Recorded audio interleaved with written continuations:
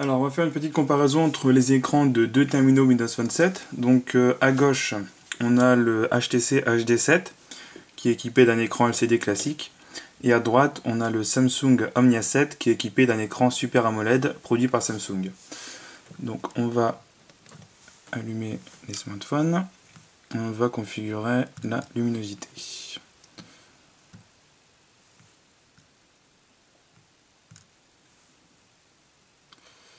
Voilà, donc on désactive le réglage automatique et on les met au niveau moyen tous les deux.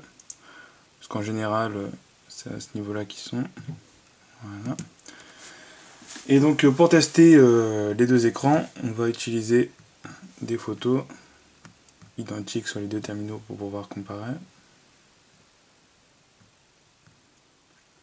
Voilà, donc j'ai récupéré ces images sur Bing.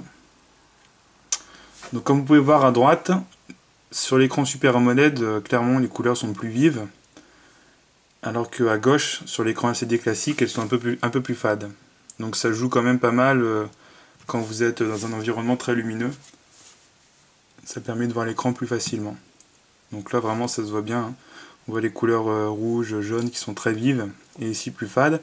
Mais l'inconvénient c'est que elles sont un peu saturées les couleurs sur l'écran Super AMOLED. C'est plus flagrant ici encore. On voit les crabes qui sont un peu limite rouge fluo, alors qu'ici les couleurs sont probablement plus fidèles. Donc là, on voit encore que c'est plus lumineux sur l'écran de droite. Là aussi. Ah, là c'est flagrant aussi, hein. Là le rouge est vraiment très vif. Ici il a tendance à être un peu fade, un peu délavé. Mais bon, l'inconvénient c'est que les couleurs sont peut-être un peu trop saturées sur l'écran Super AMOLED. Donc c'est une question de goût. Personnellement j'aurais tendance à préférer l'écran Super AMOLED. Mais bon après, chacun se fera son idée. Voilà, là pareil, hein, on voit sur la ligne d'horizon, les couleurs qui sont un peu plus saturées, peut-être sur l'Omnia 7, là aussi. Voilà, là en l'occurrence, je préfère largement l'écran Super AMOLED, mais bon, je vous laisse apprécier. On va voir aussi ce que ça donne sur l'écran d'accueil.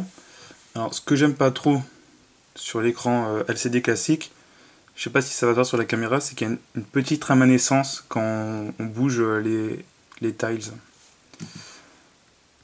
Je sais pas si on voit. Alors que sur le Super AMOLED, il n'y a pas ce problème en fait. Et c'est encore plus flagrant sur la liste des applications.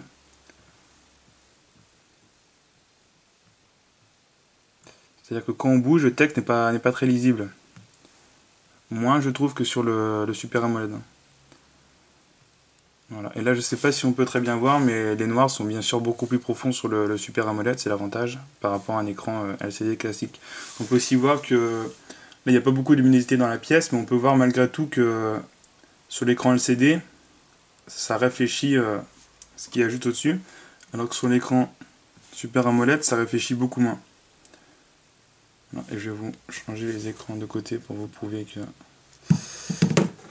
Voilà, on retrouve ici beaucoup le reflet qui n'est pas présent sur le Super AMOLED. Voilà, donc après, chacun se fera son avis. L'écran Super AMOLED, couleur beaucoup plus vive, noir beaucoup plus profond. Sur l'écran LCD, les couleurs sont un peu délavées, un léger effet de rémanescence quand vous scrollez les items, mais les couleurs sont sans doute un peu plus fidèles. Donc, à vous de voir.